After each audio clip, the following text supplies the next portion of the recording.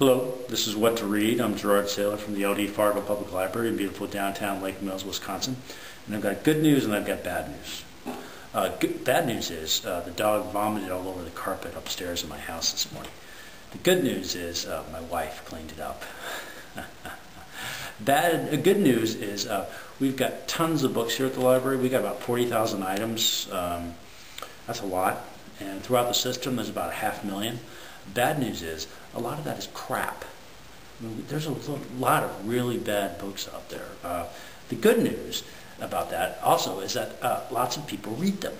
Lots of people like different kinds of things. That's a great thing about the library. You'll find always something there that you'll enjoy, and always next to it is something that you have no interest in at all. And that's what I'm going to talk about, books that I have no interest in at all. For instance, this is a brand new one we got. Big Book of Happiness. Not for me. That's a big book of tedium. And then there's another one. It's actually a series by an author named Erin Hunter. And well, let me read what I wrote down on the library blog when I did a description of this book. Eclipse by Erin Hunter. Some crapola about psychic space cats. Just read this nonsense. Lion Paw dreams of being undefeatable in battle, while Holly Paw longs to be a great leader, and J Paw knows only he can see the true past and future for them all. Their strengths are tested when Thunder Clan is suddenly attacked, and all 4 clans are thrown into a battle unlike any the cats have ever seen. Wait, gets worse. This is from the author bio. Erin Hunter is inspired by a love of cats and a fascination with the ferocity of the natural world. Erin enjoys creating rich mythical explanations for animal behavior, shaped by her interest in astrology and standing stones. This generated a comment on the blog, one of the very few comments we ever receive, by somebody who's anonymous. Just so you know, Eclipse by Erin Hunter is part of a series that is about feral cats trying to survive in the wild with all the hardships they go through, called warriors. Now, unless you have read the past books, I suggest not saying anything about the book.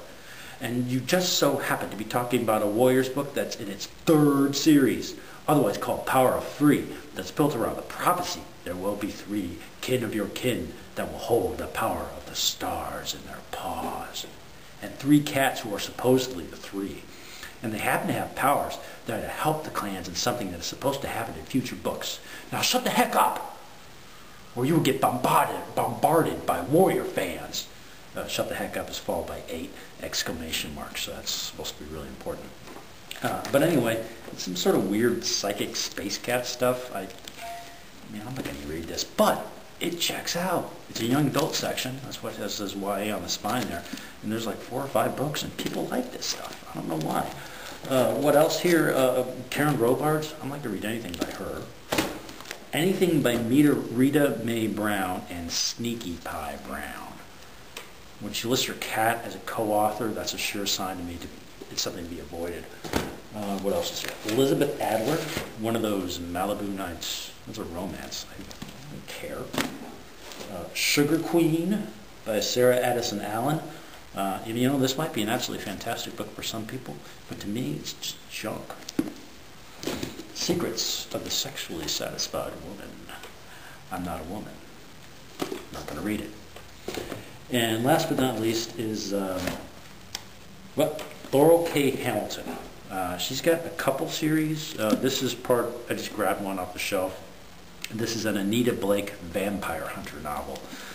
Several of these in the series, she goes around shooting vampires or something like that. And pretty much, if I find out that the vampire is in the story, that's a no, automatically. This one, though, does have some redeeming characteristics. For instance, most of these, I guess she runs around shooting vampires or stabbing them with something else. That's like half the book. And the other half is basically sex. It's, it's erotica, which means basically it's a sex book for women. And so, like chapter 16 in particular, I licked the water off him with the tip of my tongue. I drank water from the looseness of his body, licking water from where they hung so heavy and large. I licked and drank the water until his body lengthened and hardened. I couldn't reach the tip of him now, not without wrapping my... Yeah, I'm not going to read it out loud anymore.